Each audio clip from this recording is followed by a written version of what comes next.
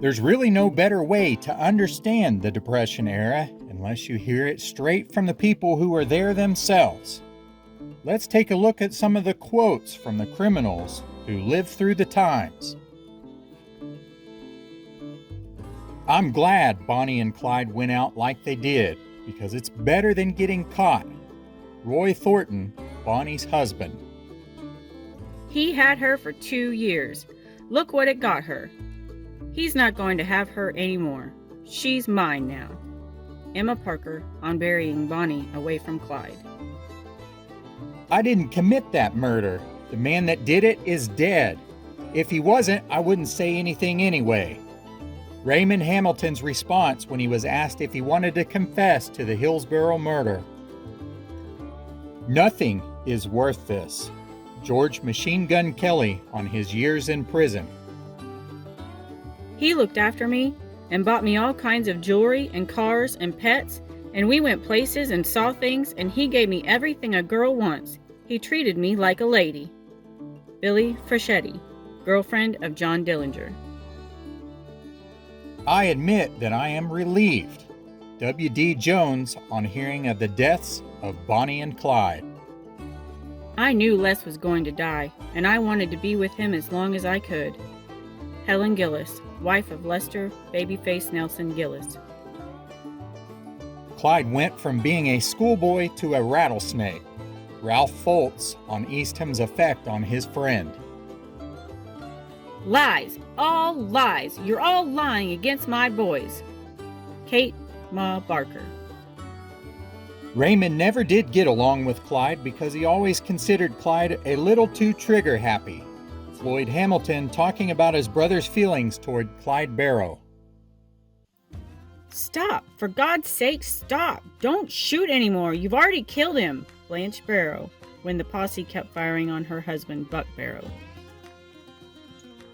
You drive. I've been hit. George Babyface Nelson to his partner John Paul Chase after a gun battle in which Nelson sustained a fatal bullet wound. We had a lot of fun. It's surprising how much fun we had. Polly Hamilton, Dillinger's girlfriend, who was with him the night he died. No man but the Undertaker will ever get me. If the officers ever cripple me to where I see that they will take me alive, I will take my own life. Clyde Barrow. Charles has not done 1,000th of the crimes that he has been accused of. Mamie Floyd, Floyd's mother. A jail is just like a nut with a worm in it. The worm can always get out.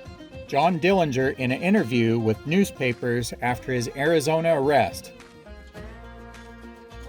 It's all bunk about me smoking cigars. Tell them I don't smoke cigars. Bonnie Parker, when asked by Percy Boyd what she wanted to relay to the newspapers. He was the kind of guy anyone would have been glad to have for a brother. Charles Makeley, gang member on Dillinger. When contacted in 1962, Catherine Kelly was worried. Why can't they just leave us alone? I'm afraid I'll lose this job if this constant barrage of publicity keeps up.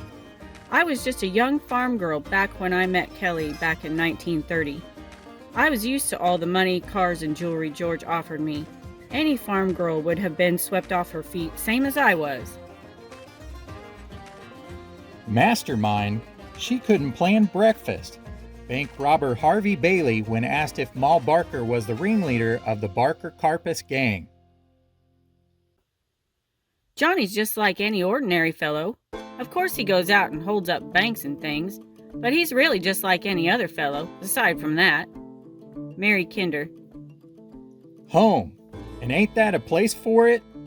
Arthur Doc Barker in response to Melvin Purvis capturing him and asking where his gun was.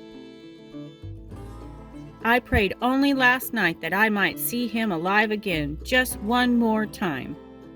Cumie Barrow when told about her son's death. Ain't there nobody that can shoot this guy so he don't bounce back? Dutch Schultz when referring to Jack Legs Diamond. My profession was robbing banks, knocking off payrolls, and kidnapping rich men. I was good at it. maybe the best in North America for 5 years from 1931 to 1936. Alvin Creepy Carpus. Dear Sirs, I, Charles Floyd, want it made known that I did not participate in the massacre of officers at Kansas City. Charles Floyd. A postcard sent to Captain Higgins, postmarked Springfield, Missouri. It's a wicked weapon and would end John Dillinger if you found him. Homer Van Meter as he stepped out of a stolen car that he and Dillinger were in and asked police for directions. He was taking an interest into the squad car and the machine guns that were inside. So that's going to do it for today's video. I hope you enjoyed it and learned a few things about the Depression era and some of the criminals that lived in that time period. As always, thank you so much for watching, and we'll see you guys next time.